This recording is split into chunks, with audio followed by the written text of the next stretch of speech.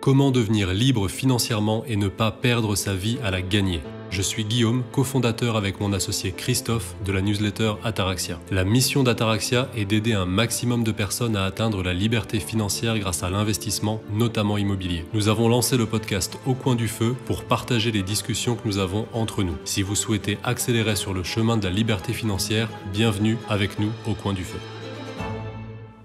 Il y a quelque chose que j'ai remarqué, c'est que la plupart des gens sont toujours en recherche du raccourci. En fait, la question, c'est pas comment réussir, c'est comment réussir vite et sans effort.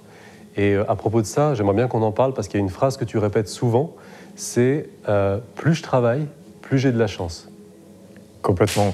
En fait, on m'a souvent dit « Ah, mais t'as de la chance, toi, tu trouves des immeubles qui sont rentables, ou t'as de la chance, t'es placé sur le bon placement financier au bon moment. » Et donc les gens ont tendance à voir que la fin, comme tu dis, que le résultat, et leur cerveau occulte tout le travail qui est avant. Et en fait, c'est vrai que dans ma vie, systématiquement, toutes les réussites que j'ai eues, et je pense que c'est vrai pour 99% des gens, certaines personnes ont effectivement un coup de chance à un moment, le gagnant au loto ou des choses comme ça, et notre cerveau va vers la facilité, donc il est attiré par ça. Mais la vérité, c'est que ceux qui ont de la chance, entre guillemets, ce sont les gens qui travaillent. Donc, par exemple, moi, oui, j'ai trouvé des immeubles qui sont très rentables, mais les gens ne voient pas que tous les jours, pendant 5 ans, j'y ai passé 5 minutes. J'avais 5 minutes de recherche, donc ça ne demande pas forcément beaucoup de temps, mais ça demande une discipline extrême. On en a déjà parlé sur ce podcast. Mais la plupart des gens ne sont pas prêts à mettre ce travail de longue haleine dedans et à construire cette boule de neige qui va faire en sorte qu'à un moment donné, certaines personnes puissent penser qu'on ait de la chance. Mais à la fin, c'est effectivement pas de la chance, c'est du travail. Ça ne veut pas forcément dire une masse de travail énorme, ça veut dire un travail régulier, intelligent, que 99% des gens ne sont pas prêts à faire. Et puis quand on a un coup de chance sans travail, souvent on ne réussit pas à transformer derrière. L'exemple typique, c'est le gagnant du loto. Il a eu le coup de chance, et là effectivement c'est un vrai coup de chance, mais il n'a pas travaillé en amont pour par exemple apprendre à gérer, apprendre à faire fructifier, apprendre à gérer ses émotions par rapport à ça, et c'est pour ça qu'il perd de tout. Donc il n'y a pas que provoquer la réussite, il y a tout le reste qui va avec pour la garder, la conserver, et c'est toujours la résultante d'un travail. Complètement, et c'est aussi quelque chose qui est rassurant. Ça veut dire que quand on l'a fait une fois sur une thématique, eh bien on va être capable de le refaire sur d'autres thématiques. Alors que celui qui a eu un coup de chance, le gagnant du loto, s'il est amené à tout perdre par mauvaise gestion ou pour quelque raison que ce soit, il est incapable de reconstruire autre chose. Alors que quelqu'un qui a construit quelque chose, j'aime pas dire à la sueur de son front parce que ça fait vraiment cliché, mais en travaillant et en mettant en place un certain nombre d'actions pour arriver à ce résultat-là, et bien finalement, c'est pas gênant de se planter à un moment donné ou d'avoir un coup de malchance, puisque pour le coup, les coups de malchance peuvent exister, puisqu'on va savoir reconstruire ça sur le moyen terme. Et c'est vrai qu'il y a beaucoup de chefs d'entreprise que j'ai rencontrés qui ont fait faillite à un moment donné, qui en fait reconstruisent rapidement, et en général, ils reviennent au niveau qu'ils avaient beaucoup plus vite que le temps qu'ils ont mis pour y arriver à la base. C'est un peu comme le sportif qui se blesse, eh bien, il va revenir au niveau qu'il avait avant beaucoup plus vite que ce qu'il avait mis pour atteindre ce niveau à la base. Quand tu l'as fait, en fait, tu as déjà fait le travail et donc ça devient beaucoup plus simple. Ça devient beaucoup plus simple. Et moi, je reprendrai même ce que tu as dit. Tu dis pour certains, moi, je pense que si on regarde tous les entrepreneurs à succès, en fait, on voit le résultat, on voit où ils sont aujourd'hui. On peut se dire qu'il y a une forme de chance, mais en fait, j'ai pas de contre-exemple là, il doit y en avoir, mais j'ai pas de contre-exemple de personnes qui sont arrivées très haut dans quelque domaine que ce soit, sans s'être plantées 1 fois, 2 fois, 3 fois, 4 fois, 5 fois, 10 fois, 20 fois, avant d'arriver là où ils en sont aujourd'hui. Donc oui, quand votre cerveau vous dit « cette personne, elle a quand même de la chance », faites attention, c'est vraiment un raccourci que vous prenez. Là, il y a un point intéressant, c'est que le schéma traditionnel, que ce soit en immobilier, en création d'entreprise ou de business, souvent, effectivement, la personne va essayer plein de choses, se planter plein de fois, et puis avoir le truc qui réussit. Mais l'inverse est vrai aussi. C'est-à-dire qu'il y a des personnes qui, effectivement, réussissent du premier coup. Le problème, c'est que ces personnes-là vont se planter après.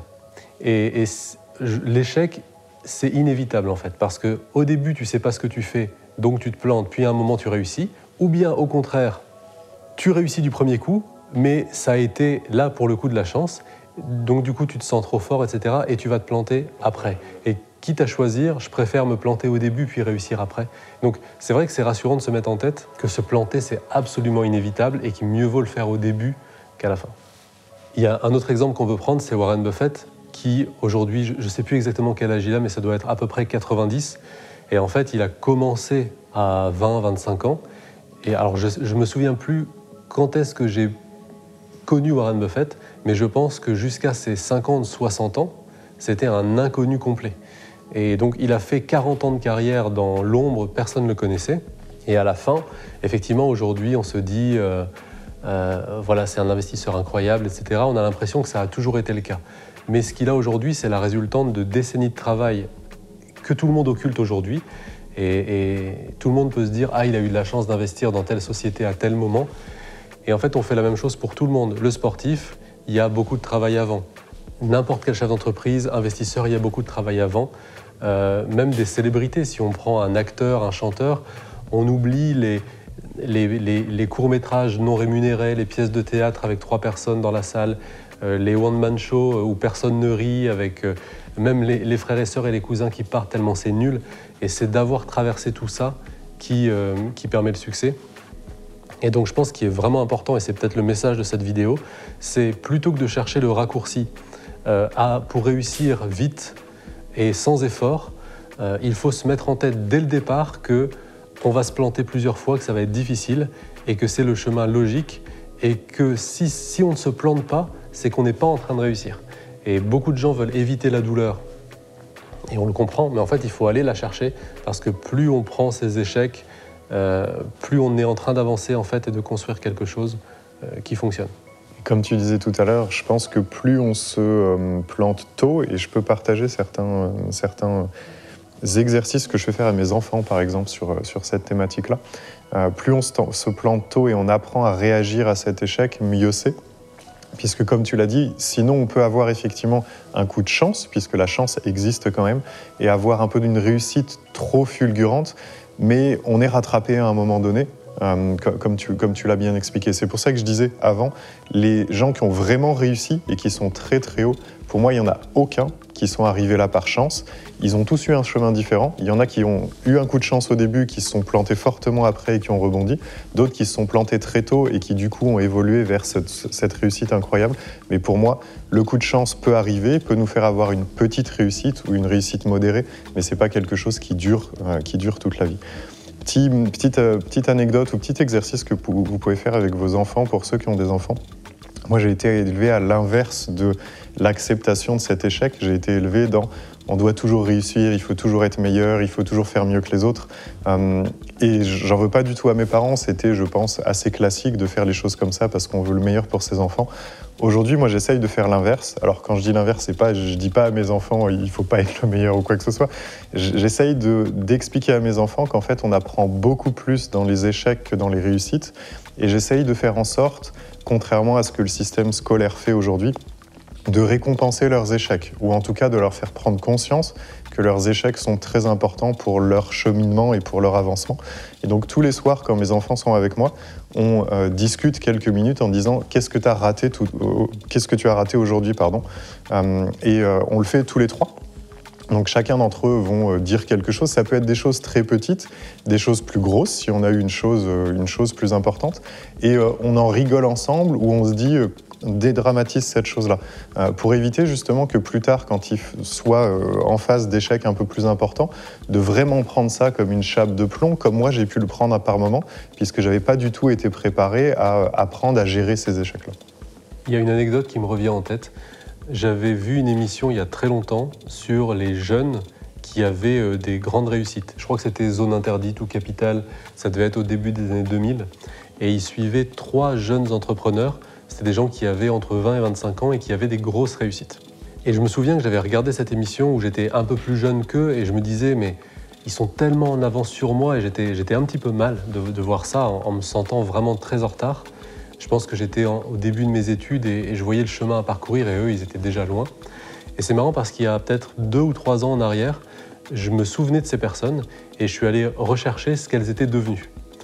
Alors, il y en avait une des trois, j'avais oublié son nom et ce qu'elle faisait, mais les deux autres, je m'en souviens, alors je ne vais pas citer ici, mais les deux autres c'était la descente aux enfers. Le premier avait eu énormément d'ennuis avec la justice et il était plus ou moins ruiné, il était poursuivi et il faisait plus ou moins des arnaques et c'était compliqué pour lui. Et le deuxième avait fait faillite et il était interdit de gestion de société en France et s'était expatrié au Maroc. Et je me souviens avoir ressenti quelque chose qui n'était pas du tout, j'étais pas content, pas du tout, mais c'était de me dire une espèce de leçon. Ah d'accord, en fait, c'est ça, c'est quand ça va trop vite, on doit en payer le prix.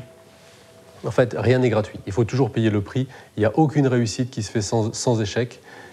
9 fois sur 10, les échecs sont au début, et donc il faut les traverser en se disant « super, j'avance ». Et 1 fois sur 10, la réussite est au début et l'échec est après. C'est extrêmement rare des gens qui vont aller de succès en succès. Elon Musk, par exemple, c'est quelqu'un qui, j'ai l'impression, est allé de succès en succès, mais c'est probablement quelqu'un qui a des qualités hors normes. Et il ne faut pas s'en inspirer parce que c'est une micro-exception dans la masse. Donc pour moi, la conclusion, ce serait ne cherchez pas la chance, cherchez l'échec. Ça peut paraître bizarre de le dire comme ça, mais on apprend beaucoup plus dans l'échec qu'en ayant un coup de chance.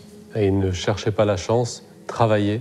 Même en travaillant, vous aurez des échecs. C'est normal, ça fait partie du processus. En fait, votre seul travail, c'est de faire en sorte que ces échecs aient le moins de conséquences graves. Donc ça veut dire notamment dimensionner ce qu'on fait à sa compétence. On ne commence pas à investir dans l'immobilier en achetant un immeuble à 1 million, par exemple. On commence petit à petit, on a des échecs, on apprend. C'est le chemin. Se concentrer sur faire les choses dans l'ordre, petit à petit, et pas chercher le raccourci. Faire les choses en travaillant. Et je pense que le succès est inévitable si on fait ça. On oublie l'objet brillant. Ouais. J'espère que cet épisode vous a plu. Si c'est le cas, n'hésitez pas à nous laisser un encouragement, une note ou un commentaire en fonction de la plateforme sur laquelle vous êtes. Et si ça n'est pas déjà fait, rejoignez notre newsletter Ataraxia, les informations se trouvent en description.